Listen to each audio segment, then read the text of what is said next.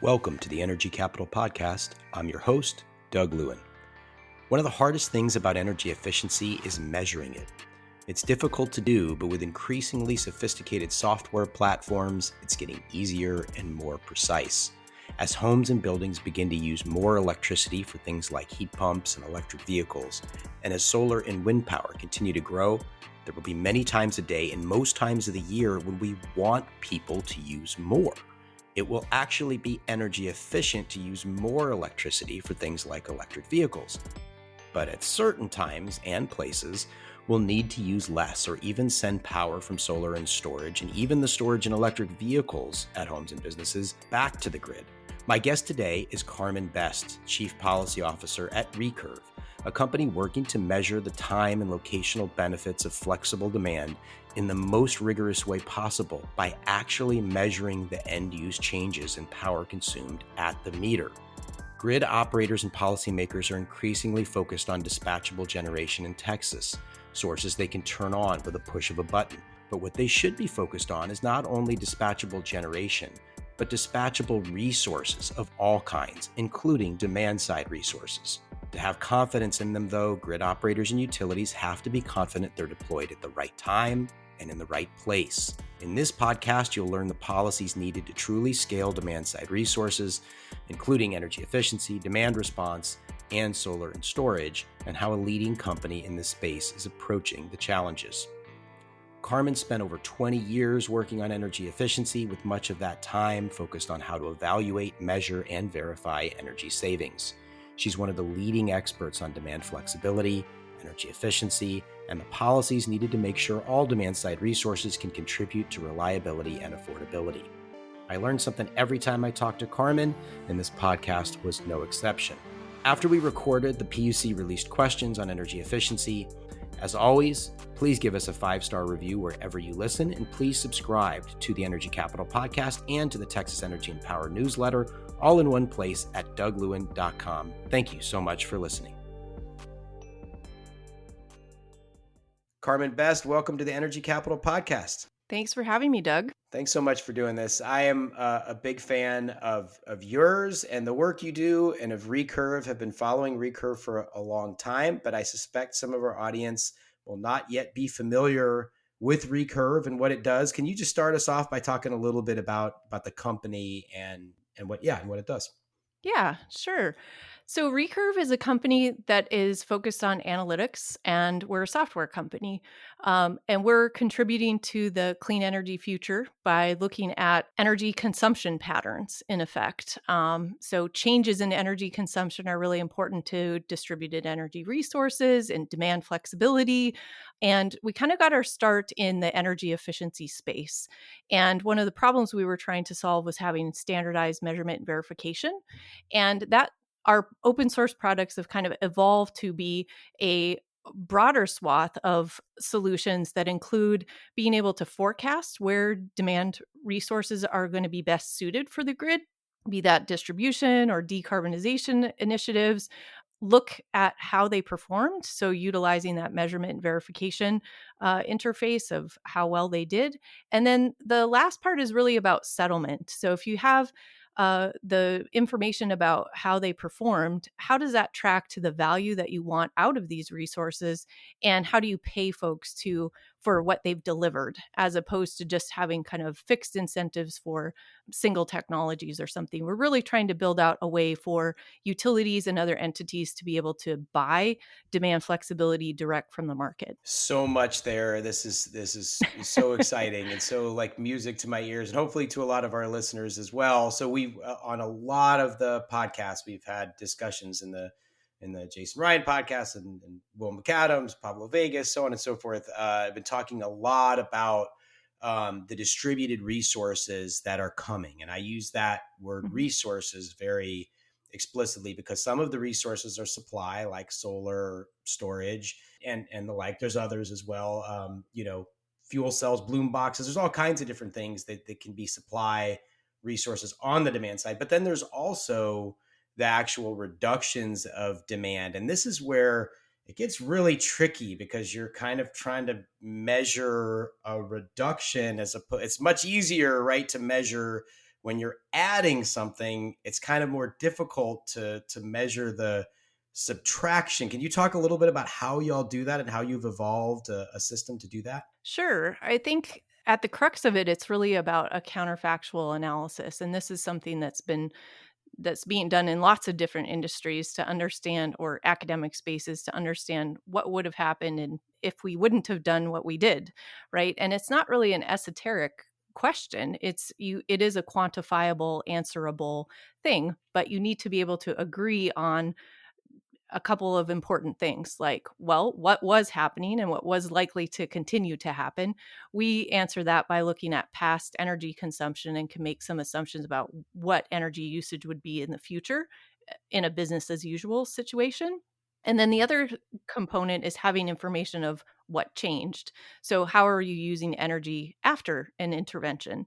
And that intervention might be installing a heat pump, it might be upgrading your windows, et cetera. It might be an event based intervention. So, you did something in response to a call for load reduction or something like that. And you can be looking at that during a certain time frame, maybe 4 hours or 2 hours or whatever the fact may be. But you're building that counterfactual analysis so you can be seeing what that change in energy consumption was and then tie that back to the value that it was delivering during that point in time. And when you guys are doing that, Carmen, you're actually doing that measurement with the meter. So this is not a Yeah. bunch of like spreadsheets and slide rules and whatever No. else. This is not some grand estimate. You're actually measuring whether it's output of something like a solar panel or a battery, or the reduction from something like a smart thermostat cycling, or like you said, a heat pump replacing some other system, or what have you, right? Yeah, we're typically looking at a whole building analysis. So be that a home or a commercial building. And we're looking at their energy consumption at the utility meter, usually an hourly estimate. And then we have a timestamp of when an intervention, whatever we're tracking, happened. And then we're looking at the energy consumption pattern after that intervention. It's also weather normalized. So you're factoring in how people typically respond to heat or cool or cold because that is one of the main drivers of our energy usage.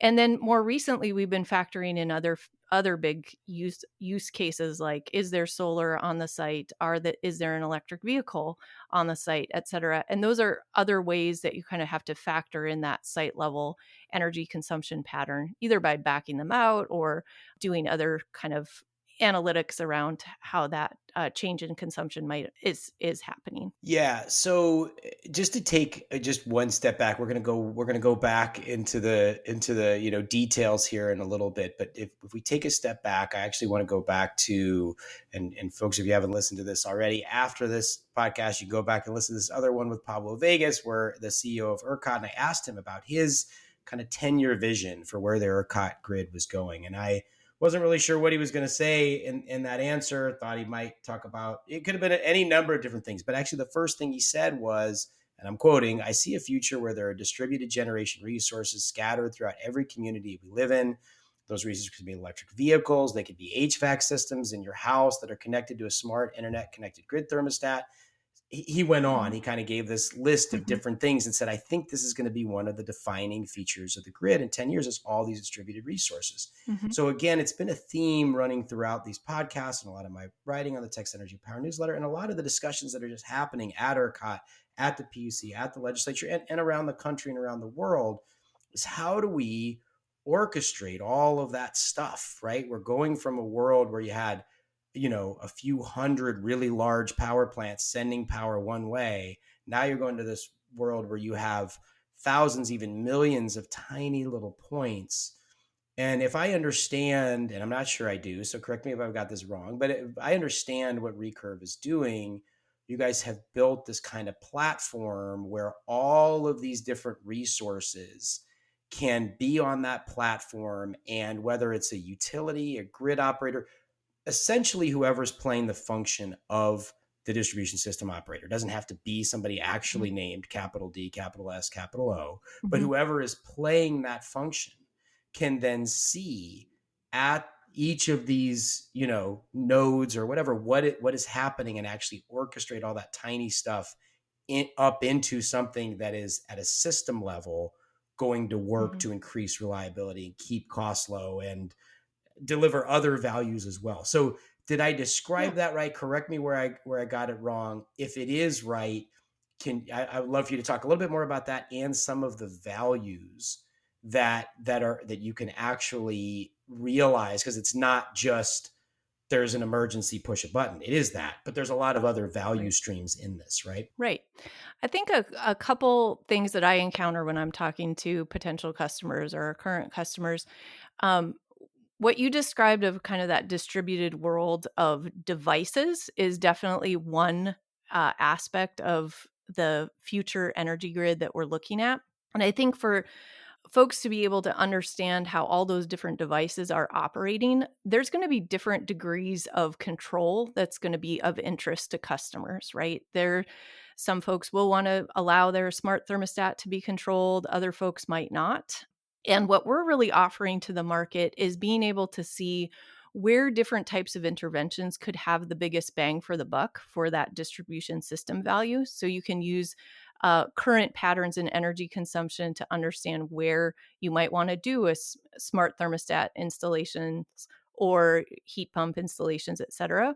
And on the flip side, when those interventions have happened, be them an orchestration of a DER, maybe through a DERMS platform, like a distributed energy resource management system, which we are not. We run alongside a DERMS and give that extra layer of insight of how did this actually deliver? How did it perform? And how did it perform not just for those devices, but in relation to the rest of the grid? We can do comparison analyses that are really insightful to be able to have that kind of bigger picture of how things are delivered.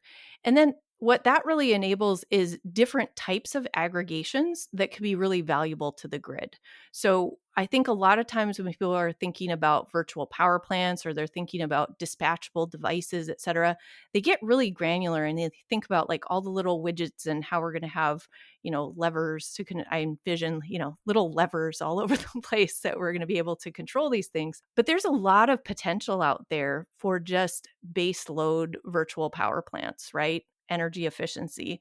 And what we haven't really had is an ability to tap into that in a meaningful way that's really tied to the complementary grid value that you could get from installing technologies that are going to deliver a quote unquote shape that's going to be really grid beneficial for the wholesale grid, but then also for distribution systems, and also be able to be targeted to places where there may have been historical inequities, et cetera. So you can combine these different win-win propositions to values as they were to be able to deliver aggregations of systems and really optimize this ever increasingly distributed energy model that we have, so it can be bringing benefits to lots of different folks in the system, customers who are engaging with those devices, but then also all the rest of the people who are just trying to live their lives and have affordable energy in the world. Yeah, and I love that you brought that back to energy efficiency, because it's funny. Anybody who's listening to this podcast probably knows I talk about energy efficiency all the time.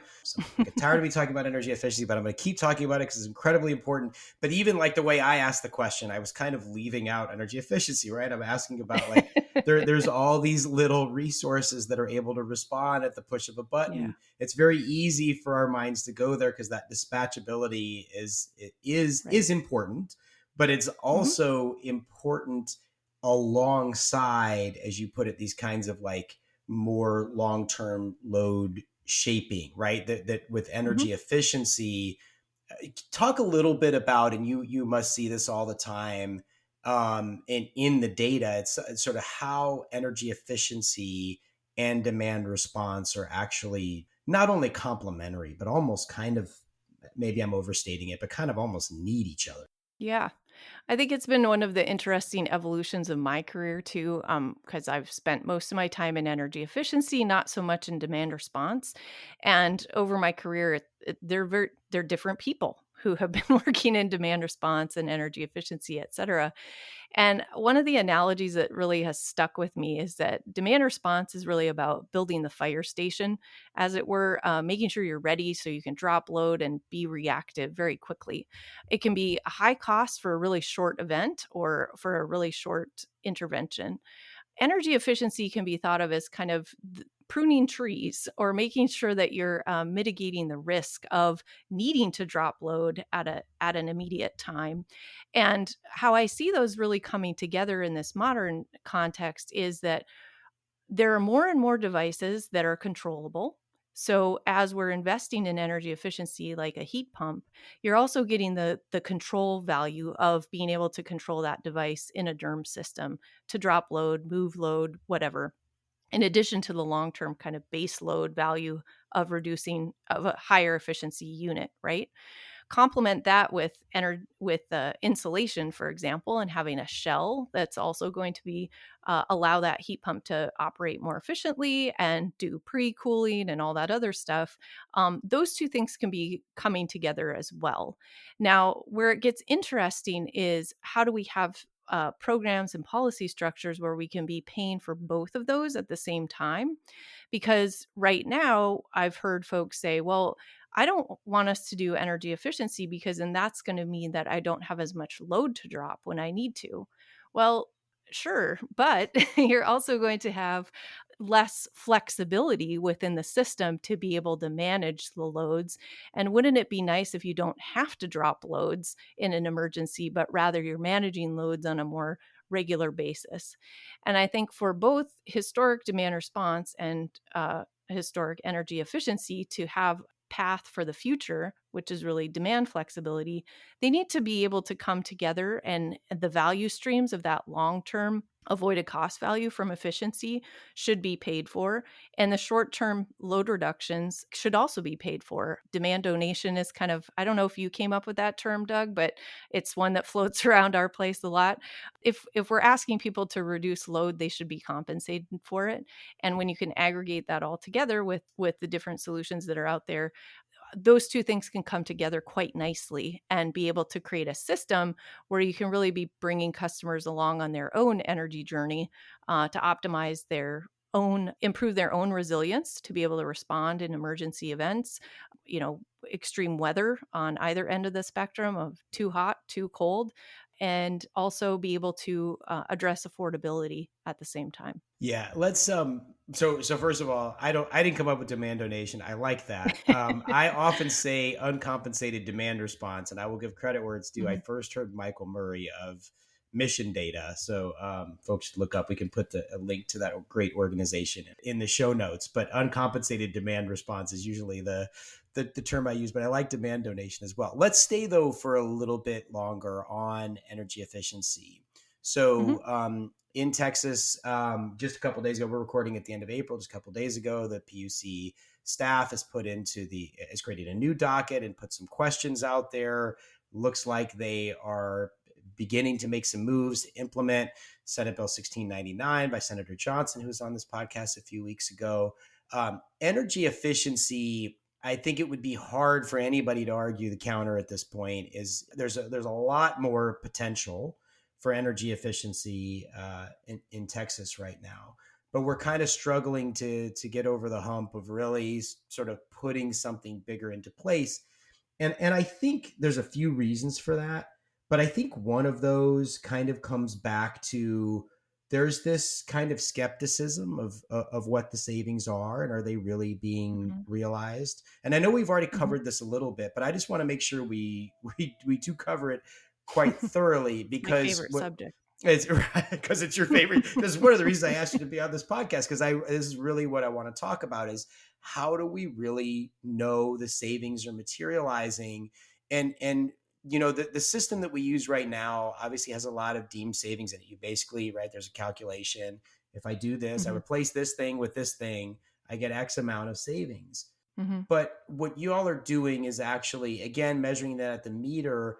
But that means you're also just not getting this kind of like peanut butter. Here's what it's saving over the course of a year, but here's what it's saving at oh, let me just randomly pick a time, 7:30 or 8 on a summer evening or 8 a.m. on a winter Right. morning, right? You can really see where the problems on your grid, Hmm. where the savings are materializing or where they're not, where you might be Right. spending dollars on energy efficiency and it looks like this thing we said we were doing, rather than having years and years of studies and reviews and all this, you have the meter Hmm. data Yep. instantaneously. I'm going to let you respond. I'm so sorry. I asked really, really long questions. Yeah. But there's one other aspect of this too, right? Which is location, right? You can see Hmm. where those are happening. So it's not just this kind of peanut butter throughout all the entire Houston area, the entire DFW area. No, there's a transmission constraint somewhere, and we need, you know, not only demand response, but there's all this discussion right now of a transmission constraint that caused problems on September 6th last year, and they want to go after demand response. They could Hmm. conceivably go after energy efficiency too, as long Hmm. as but the grid operator has to know that those savings are really there, right? Right. Yep. Yeah. Yeah, I think, the reason I say it's kind of my favorite subject is because I'm as a former PUC staffer myself, I'm all about the accountability. This has been the trajectory of my career the whole time of like, how do we know this stuff actually showed up? And it's not always so popular to be the evaluator on the back end, but I think it's becoming increasingly important. And it's become a lot easier to be able to do that in effect because of our computing power and kind of enabling software and smart meter infrastructure, et cetera, that's available to us today. So there's really no reason not to use it, in my humble opinion. I think we're even seeing states kind of move into a paradigm where they're like, measurement is our default. We're going to start with that. And we'll make exceptions where we can't measure it. In those cases, we'll use deemed savings estimates, which is just fixed estimates for a single technology. And I'm really encouraged by that because I think it does just what you're saying. It allows you to align that measured savings impact with your end in mind. So if you know that you are going to have hot spots on the grid, that correspond with solar turning off 4 to 9, for example, that's kind of where things happen a lot, then you can make sure that the efficiency interventions that are being installed are going to be kind of aligning with that value. And you couple that with controls that are also going to deliver value at that time. What we've seen is when you set that up of here's what we need when we need it and where we need it and put an appropriate value next to it, aggregators and folks out in the market can definitely respond to that. That is no new news to Texas, I'm sure, because you've had markets out there for a long time. But I think that are constructed with that intention in mind of being able to drive down price, et cetera. But I think that the being able to have that avoided cost curve that is aligned with grid value is a really important piece of the puzzle to have out there. The Texas PUC recently adopted kind of a new avoided cost, but I think it's not quite yet aligned with more of the distribution system value that might be out there to get a little more targeted for locational value that could be captured. The emissions value would be another thing that could be captured in there as well. And then we've also experimented and had some success with using adders for equity. So making sure that populations that are that have historically been kind of left out of the equation can be part of the solution going forward. And I kind of went off track there for a second. Let me come back to why measurement as a default is really important. It's important for us to know, like for the Public Utilities Commission to know, and for ERCOT to have visibility, et cetera. But it's also what can drive business and appropriate incentives and compensation for the folks that are doing the work. When you have just an average for every technology that's installed, it really doesn't differentiate between a quality project and a non-quality project. You're kind of just counting widgets installed. And at the end of the day, you have this broad assumption of what they might have delivered, but you don't have that tied back to what they actually delivered. Sometimes when I first say this, folks say, well, how are they going to know, or isn't that too risky, et cetera? And I think what we found is as we've run what we call flex markets and put that price out there and asked people to respond, it maybe takes one cycle, maybe two, for them to figure out kind of what the right projects are going to be able to deliver on that and start making a return on that. And it's so much nicer because they have so much more flexibility of how they can meet their customer and deliver products and services to the customer that are going to resonate. And they don't have to deal with all the fixed incentives and almost becomes like baggage versus being able to deliver a value stream that really fits into their business models and how they're delivering services to customers already. And when you're saying there, you're talking about the folks you're referring to would be like, it could be HVAC companies, it could be energy efficiency implementation companies, it could be Yeah. retail electric providers. Yep.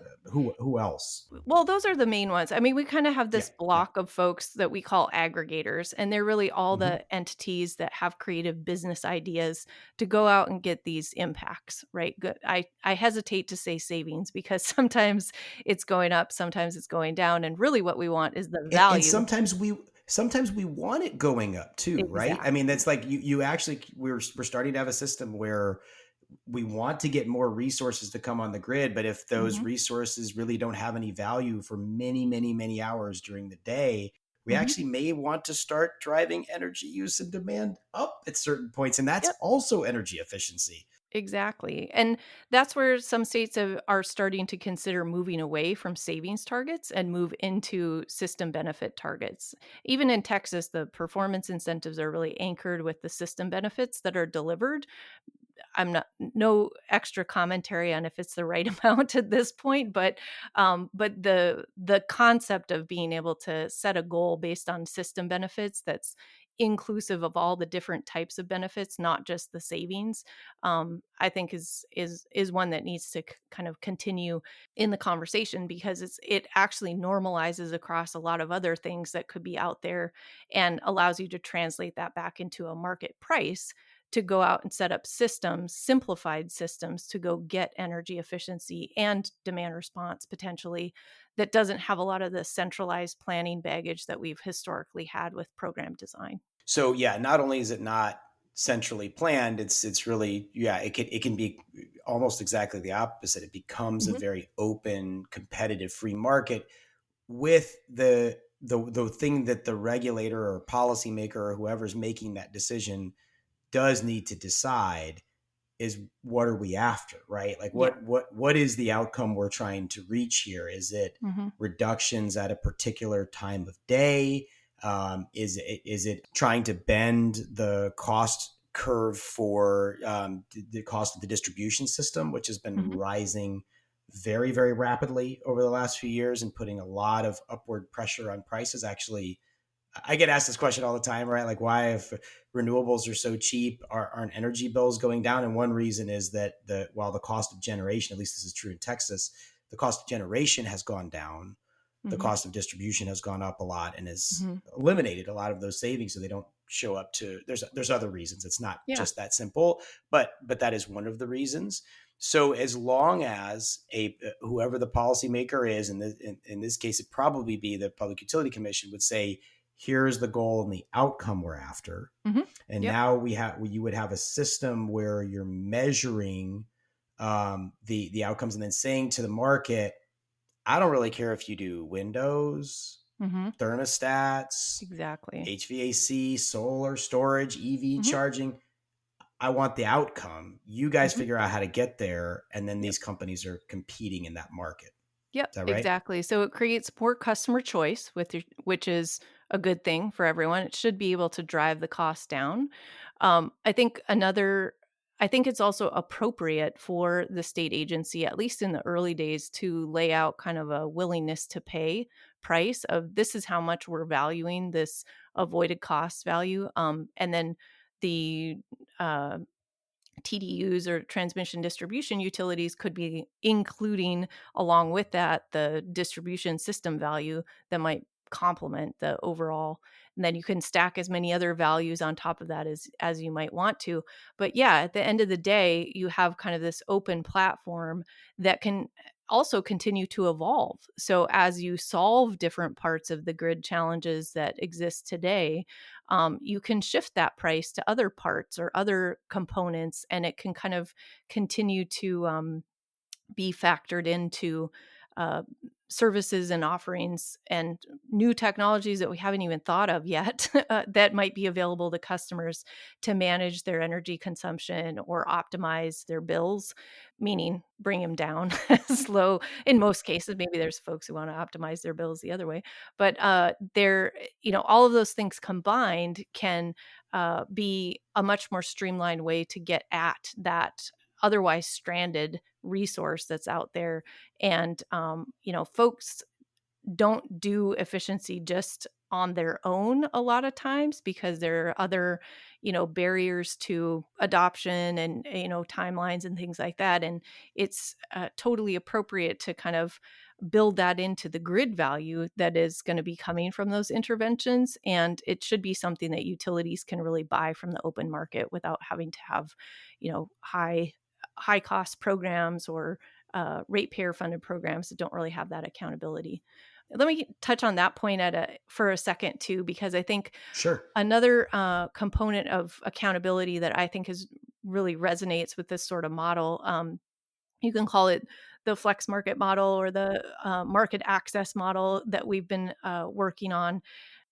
Since it's a pay for performance model, that if the savings or the impacts are delivered based on what everyone's agreed to as the value and they match that measurement regime, i.e. they show up, then ratepayers are only on the hook for what's actually delivered, as opposed to having to kind of make a good faith investment in a program or a big construct of, we don't know necessarily if the program's going to deliver or not. But when you're deploying it like this with this open market model, it's scalable. If the price is wrong and folks don't show up, well, you won't get anything. If the price is not aligned with what the market is willing to deliver, then ratepayers are actually protected from any not getting what they paid for, right? I don't know if that came out quite right, but the concept being that makes perfect sense. I mean, you're again, because it's actually measured and you actually know what happened. Yeah. It's pay for performance. You're building in that accountability. And I think I wanted to add a couple anecdotes too, because it's been interesting for me. One of the great things that I like about working at Recurve is I get to kind of explore the whole country. And Texas has been one place that I've been learning a lot about in the last year and a half. There's two other states that are kind of interesting that recently took this measured by default approach. And it was really on the basis of this ratepayer accountability construct that they kind of was in essence the tipping point. So Kansas, in adopting their energy efficiency paradigm, said we want to make sure that it's measured on the basis of accountability. And Louisiana was the other state that did that recently. So they adopted a new statewide energy efficiency program paradigm. And they too said, we're going to measure it first. And that's one way that we can build that confidence that it was actually delivered. Very interesting. But they're doing that within the context of what you would still call a utility program, right? Exactly. Or no? Yep. Yeah. Okay. Yeah. So there is this kind of like a little bit of a threshold question. I think is a really interesting one for Texas as to whether or not, and I think this is very much an open question in Texas right now. Maybe it's not an open question. It's certainly out there. Are the utilities the right place to have the energy efficiency programs? Is there sort of a need to go maybe from quote unquote programs to more of a market-based structure? And that's a little bit scary because nobody's really sure exactly what that means. Does it live at ERCOT? Like, where does that market even live? So there's a little bit of like a crawl, walk, run there, right? Of like the first step is to, within the utility programs, move to more of this pay for performance, see how it works. I think a lot of people want to kind of jump to the absolute, but if you kind of take that crawl, walk, run, even if you don't move past the crawl, you've made some good progress because now you've made sure that there's accountability and more accountability. Not that there's not any, Yep. I definitely don't want to sound like the programs right now are great for what they do. Mm-hmm. The EM&V that's there shows like $4 of benefit for every dollar Mm-hmm. spent. So this is be very, very clear there that the programs as they are today are good. But as with anything, there's always room for improvement. So if you look at this as kind of Mm-hmm. an evolutionary step of now we'll measure it, make sure that the things that are showing the biggest, again, I almost said savings, but the biggest impact that we're looking for Mm-hmm. are the things we continue to do. And as you're doing that, then that gives policymakers in Texas that at least historically, maybe a little less so today, but hopefully still favor competitive markets, Mm-hmm. the opportunity to gain some lessons learned and look at how this might actually evolve from a program to a market. Yeah. And I think there's two really interesting opportunities that are out there that kind of demonstrate that experimental stage, as it were. One is, Texas is obviously on the cusp of some reliability challenges. And to me, it occurred. Cusp. I think we're there. I think we're like, Okay, I think we're we're there. past the cusp. Yeah. The Yeah. fact that Texas is facing some reliability challenges, I think there's an opportunity to uh, take a no regrets step to carve out a space that could test this open market model and really position it to be incremental to the existing portfolio. This has been done in other states along, and all the tools and capabilities are kind of readily available for the utilities or in partnership with reps even to be able to go out and do this, set up an open market model. You can mirror it after the flex market model or the market access program design. Set that up and then give a little bit of space from the existing regulatory models of the performance incentives and kind of all the energy efficiency legislative mandate stuff, and say we're going to run this alongside in the interest of reliability. No regrets. Ratepayers are only going to pay for what's delivered. Try it out and see how it goes. And then based on the data and the information that comes back, see if we want to scale it up, scale it down, you know, get rid of it, whatever you need to do. I think that really aligns with the objectives of SB 1699. It could also align with the opportunities for federal funding that are present in the Inflation Reduction Act and the HOMES program, which allows for a measured pathway. So that would be kind of a space where you could have a residential pathway that is using this measured pay for performance sort of model, which could be synergistic with whatever the state energy office ends up doing with those funds, but it'd be effectively compliant with that IRA funding mechanism. And I think by having kind of a sandbox or a space in which you could be testing that out, we'd be able to, like you're saying, do the crawl, walk, run, and kind of get a sense of, okay, what's the right value for this? That would definitely be something that would need to be figured out. And then who's showing up to deliver it? How did they do? And do we want to do it again? And I think that could happen in the EEIP, in the efficiency proceeding. It might also be possible in the ADER task force where they're calling for more blocky resources. First round of ADER injection resources, et cetera. I was fortunate to be on the task force and kind of contribute to that, but also mostly witness kind of how it played out. And I think the next iteration, I'm really hopeful that we can get to some of these longer term resources too that might not have that granularity in the data specifications that have to be sched following, et cetera. But they're offering other resources like that long term load shaping that can also be really valuable to the grid.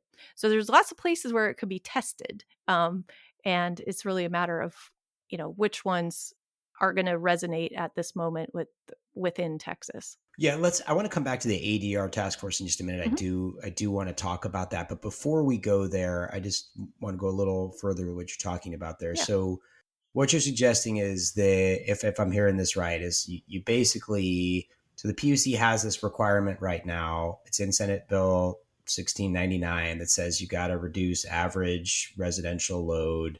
Mm-hmm. They have just put out some questions, hired a director of energy efficiency. Mhm. The energy efficiency programs, the way the timeline usually works is the utilities put in their plans on April 1 for the next Mhm. year. So they've already put in those plans. Yep. 2 PUC meetings have come and gone. The PUC hasn't, none of the commissioners, at least publicly in the meetings, have said any utilities about their plans.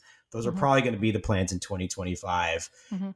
What they could do though, and there's two things that are really kind of top of mind for me here, as far as something like you're suggesting, there's like an add-on, like Mhm. you do this market on top of your existing utility efficiency programs. Mhm. There is this looks like there's going to be an RFP for demand response. Again, what they're trying to do here is you have a major line from south to north. They're worried that that line is going to be overloaded, so they're curtailing generation on the south part. They need to reduce demand on the north part to Mhm. keep everything balanced. So basically anywhere north of, like, somewhere south of San Antonio. So you're talking about Mhm. San Antonio, Austin, pretty big areas. The value of that DR goes down when you get up towards Dallas Fort Worth, but pretty Mhm. valuable there in Central Texas. They could put something like this in place for those areas and not limit it to demand response, Mhm. because to the point, with this kind of measurement, you can actually see at the time the constraint is binding or whatever, right? When that is happening, they could measure, wow, that energy efficiency intervention we did delivered more than the demand response, or Mhm. delivered less. Like, Right. I don't know how that's going to come out. We can all guess. We could all sit around and guess, but the point is to actually have the data, Mhm. and we can have that, Yeah. right? So that was one example. I would give one more and then I'll stop talking. The other example would be, you know, we're recording in the end of April, but like, winter's not that far off. And if you want Mhm. to actually get after resistance heat, that could be, they could say, Yep. okay, rather than utilities change all your programs and focus on resistance heat, we're going to do X number of dollars, take a $30 million thing, we're going to do this and like really go after resistance heat. And we're going to Mhm. measure it so that we can see that all these people out there, the SPEAR, the South Central Partnership for Energy Efficiency Resource, American Council for Energy Efficient Economy, people like me that are always shouting about resistance heat, like, let's get the data and see if these people are right. Maybe they Yep. are, maybe they aren't. There's one way to find out, is to actually get a market going and measure and see. So those are two Yeah. examples. Do those make sense to you? Can you think of others? Yeah, those to me, the first one in particular sounds a lot like a non-wires alternative sort of solution where you're saying, here's where the constraints are, go get it. It also occurs to me that the timelines for being able to deploy that are a lot shorter than being able to build other resources to fill that gap, right?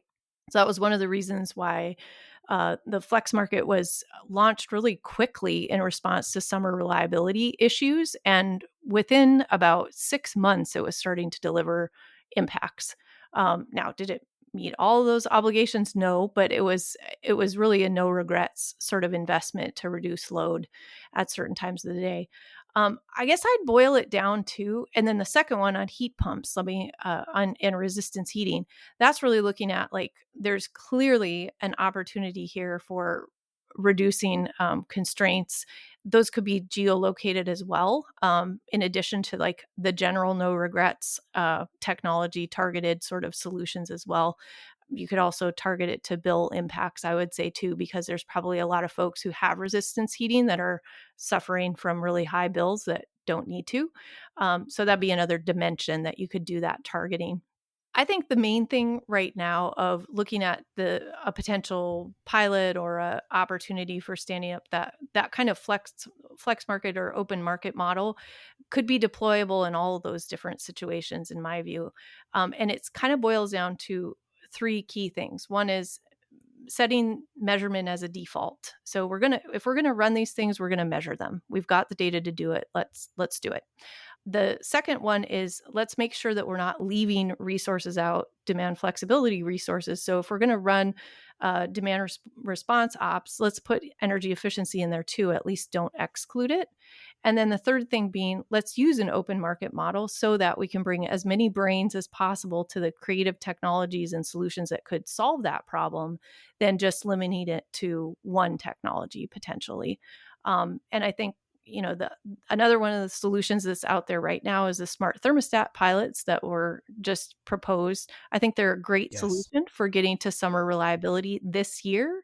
I think that you could do more by saying, let's measure these impacts, and then let's also make sure that they're tied to a longer term solution. There's urgency now to get this done, but I also think that it could be tied to a continued partnership between TDUs and reps, which is kind of illustrated in the proposals that are in front of the commission right now, to really be going after these resources together and making sure that they're addressing reliability for the state, and reliability, affordability, and sustainability too, because it also delivers a lot of emissions reductions. Yeah, absolutely. And so, yeah, you're referring to the filing by the transmission distribution utilities. We'll put a link in the show notes so people can see that. Mm-hmm. Give a lot of credit there that they are. I'm critical a lot of times, so I like to give credit when good things are happening too. They have proposed a smart thermostat pilot program.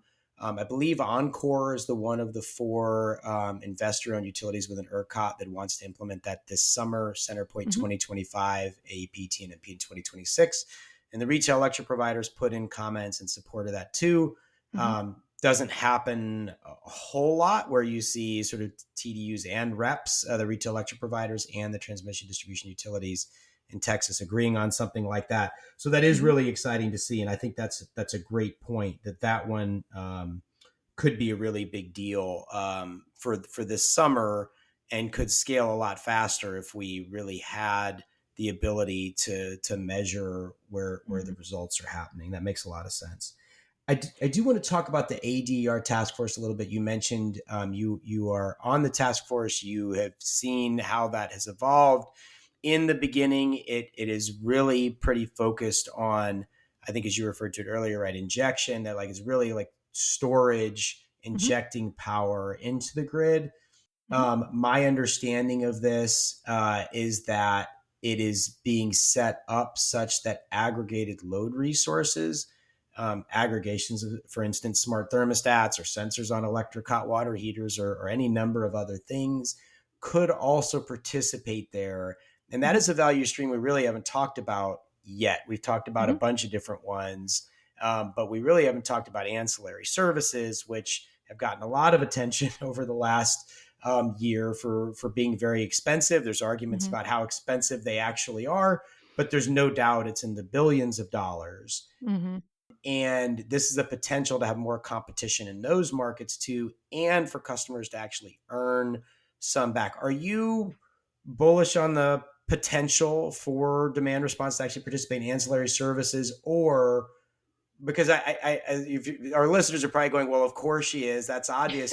But I think the question though is like, is that really the best place for demand to realize value, or is that because there? I think there's at least the potential. I'm not sure about this. I don't think this way. I'm just sort of putting it out. There's a possibility is like, maybe there's other places where there's a lot more value that could be tapped into and sort of chasing after ancillary service markets. Yeah. Maybe that's better left to others and demand should really play somewhere else. I'm curious how you see that. Does aggregated demand response have a big role to play in ancillary service markets? And tell us anything else you want to say about ADER task force and the pilot and where you think it might be headed. Yeah, I mean, first of all, I'll just say, like, I'm a huge fan of task forces. I think just the timeline and the impact of that group in such a short time frame.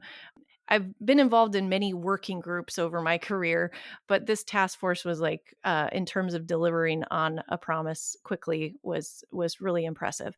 So I'll start with that, and that's not self-congratulatory. It was more like to say that the team was really focused and got the job done, and having Commissioner McAdams and Commissioner Glotfelty at the helm really made a big difference on that front too. Now, where it goes, I don't know either, Doug, if that's going to be the best place for demand response to play. But I am generally a fan of open definitions on a lot of stuff, like trying to be able to consider all the different resources that can come to bear for different services that we might need, and then be able to value them properly. So ancillary services, it's not something I've spent a lot of time in my career looking at. I think there is probably some value there, but I also think that isolated by itself, we probably won't tap into the full value that could be out there. So having kind of scaled options for being able to get, you could do an ABC of, okay, in some situations we're just going to have, energy value, long-term value, and then in certain instances you'll also be able to be paid for the ancillary value.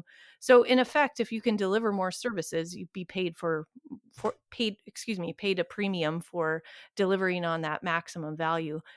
Same with sched following. Like if you can follow that. And go ahead and explain, because we do have some folks that are not as in the industry. So do explain sched following, if you would. Oh gosh, now now I'm going to have to Well, explain it basically is following a market price. Yeah. It's following up, right? Yeah, in my simplified version of it, you have to follow basically the market price on a almost minute to minute basis, which is a pretty complex technical task that was achieved, might I add, and impressively so. Kudos for that. But that is not the threshold that every demand response or energy efficiency service needs to be held to, because there's a lot of value to be had and to be seen on an hourly basis, for example. So that, all of that to say that, like, if it can be delivered that way, I think it's appropriate to pay a premium. And then for the other resources, you may pay less per unit, but the volume and the scale is where you're going to be able to do more comprehensive projects that are really going to extend the value of a system, this distributed system, being more effective all the way out to the endpoints being homes, businesses, et cetera, and not just, the injection of specific technologies, injection resources from specific technologies, et cetera. So that's kind of where I land on that one. Yeah. So, I mean, if I were to summarize that, and I think this is where I fall on this too, is sure, like DERs of whether it's demand response or what have you, should be able to participate in the ancillary service markets, whether or not the aggregators that are serving customers are able to make that work or not. That's a market function. In other words, you need to enable it, make it possible. And then you see if the value stream is big enough to justify it, or if, maybe large battery operators are just able to do it more efficiently from an economic perspective, more efficiently, then they win that competition. That's fine. And you look for places that demand response and energy efficiency can realize other values. But you don't foreclose that. You don't just take it off the table. You see what happens in the competition.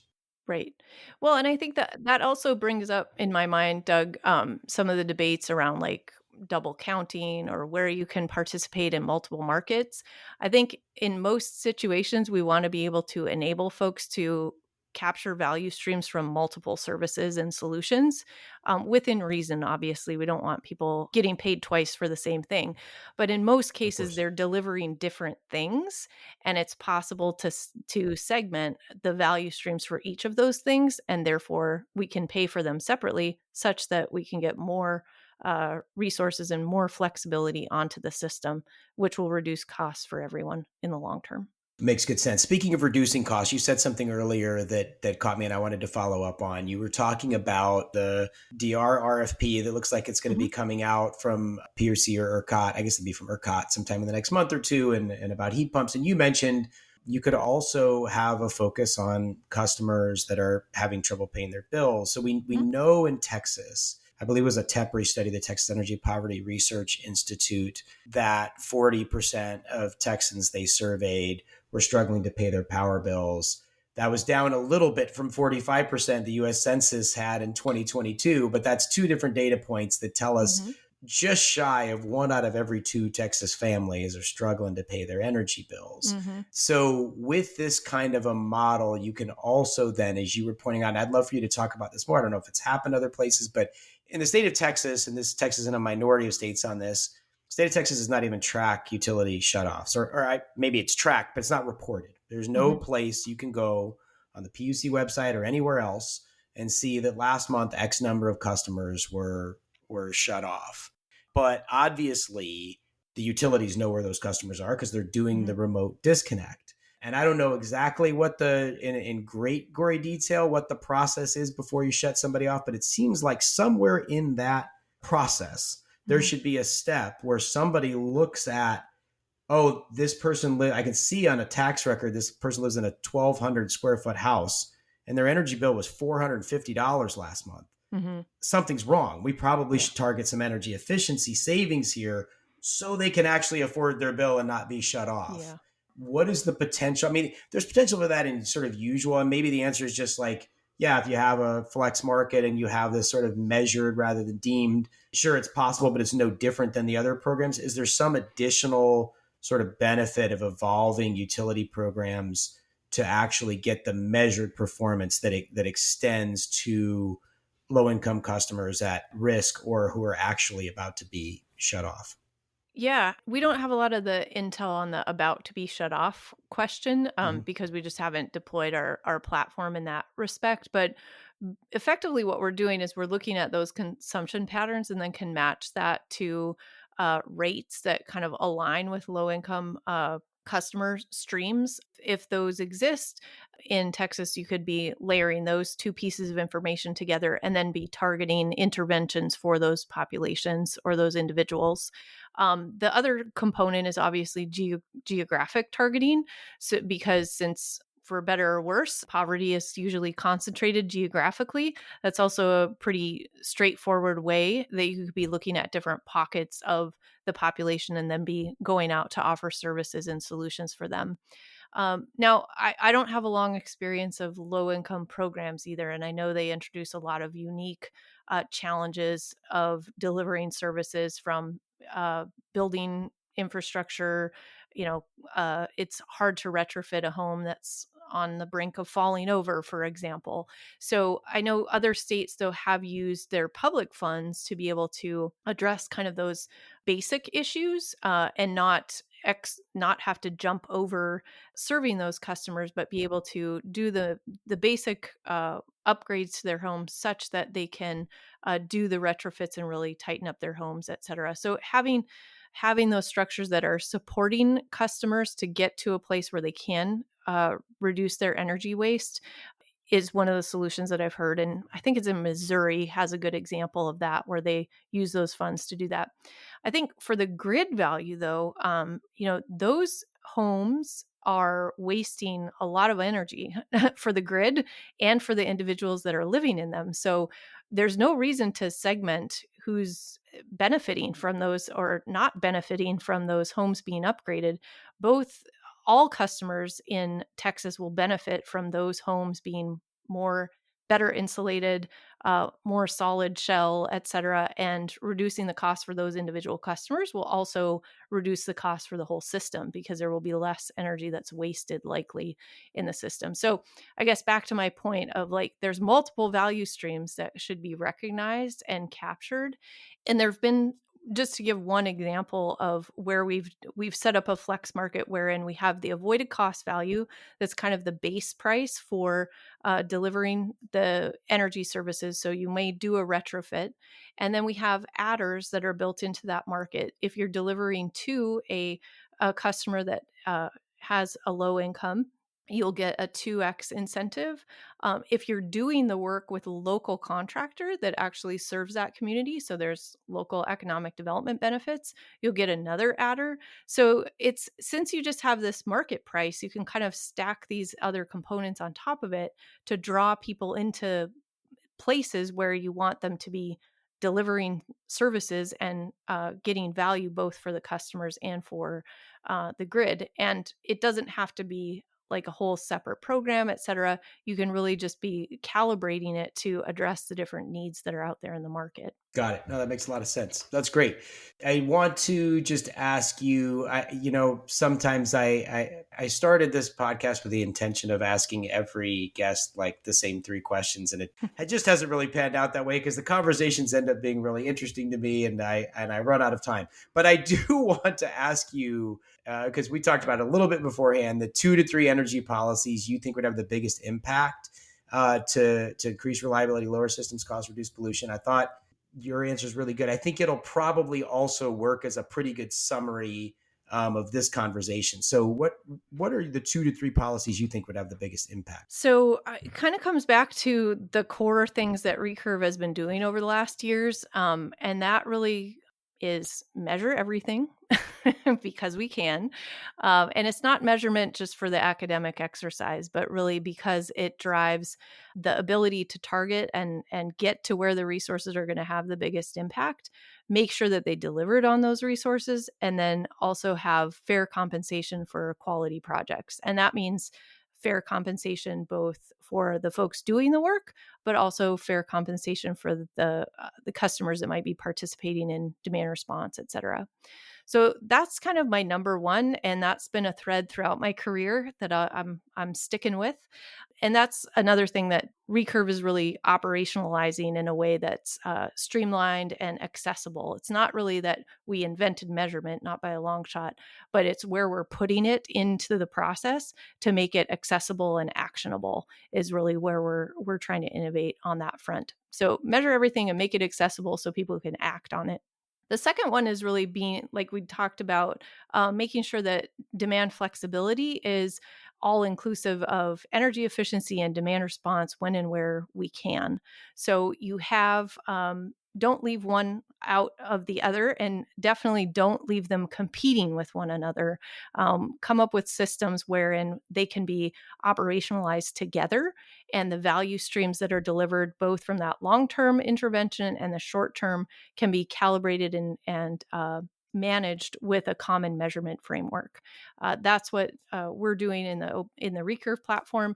We can measure both of them using the same basic models. It's just different time horizons, which allows you to do both and not quote unquote eat each other's lunch, right? Yeah, and before you go to the last one, I'm going to mention this RFP that ERCOT's going to put out again, Mm-hmm. because I think it just shows where there is in the grid operator mentality, and I can understand this. It's like I have to be able to push a button to get it, Mm-hmm. but you really have to take a step back and say, is that actually true? If I have reduced the demand, Mm-hmm. right?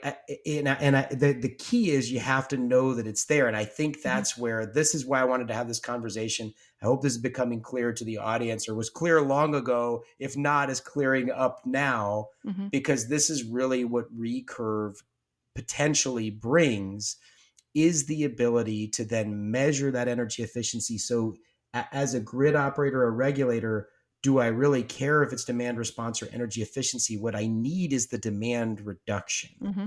And I totally get not being able to run a grid on a deemed savings, but on a measured savings, that's different, Yeah. right? Yeah. And it's really giving visibility to that end in mind. Like, what do we want? We want grid impacts. When do we want it? Now. That sort of Yeah, theme, right, right? right. Um, Yeah, exactly. yeah. And then I would say the last thing is really allowing for open market models to kind of thrive and answer these questions. I think you'd brought it up on a podcast a couple weeks ago. When we have open markets, it allows us to bring all the brains together to be able to solve these problems.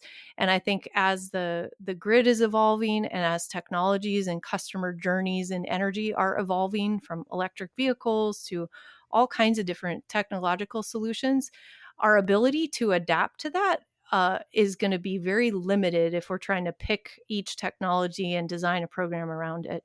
If we have an Yeah. open structure that's focused on the end in mind, we're going to be able to have a lot more fluidity in evolving the solutions, in addition to having more accountability for driving towards those end goals. So that's really what the market access model and the flex market design was really all about.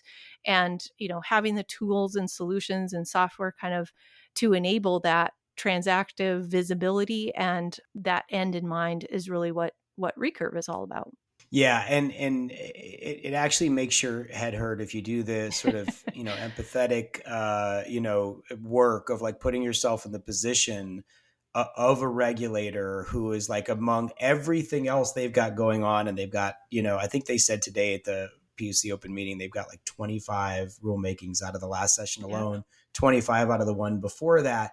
And now you need to actually work with the utilities and stakeholders to design a program for EV charging, for electric hot water heater sensors, for HVAC cycling, for I could go on and on and on and on.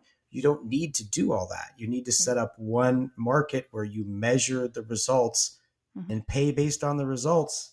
And now you not only you don't have to design each of those individual ones. You've created a structure where when the next thing comes along, you don't have to design it. It can just come right into the market. Right. Yep. And you imagine all the vendors that are out there as well, like knocking down utility doors too, trying to sell them the next greatest thing too. It's another way that you can kind of synergize across all those solutions and use it as a test bed as well. Like, what does it deliver in this context, and then make decisions and resource allocations based on that as well.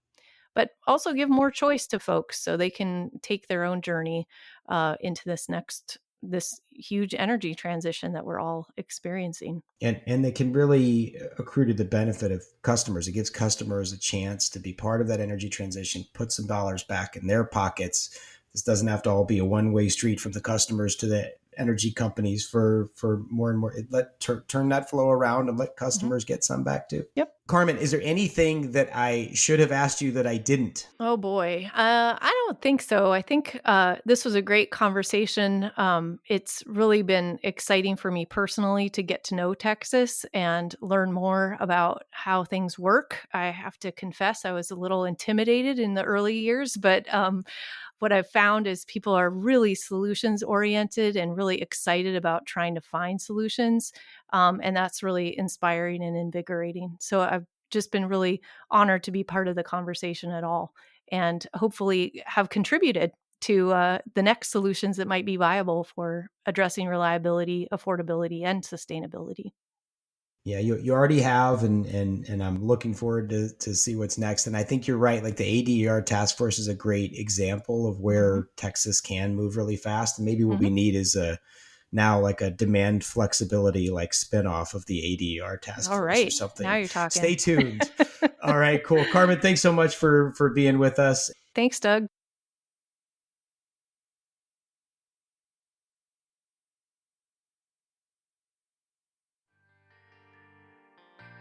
Thank you for listening to the Energy Capital Podcast. I hope you enjoyed the episode. If you did, please like, rate, and review wherever you listen to your podcasts. Until next time, have a great day.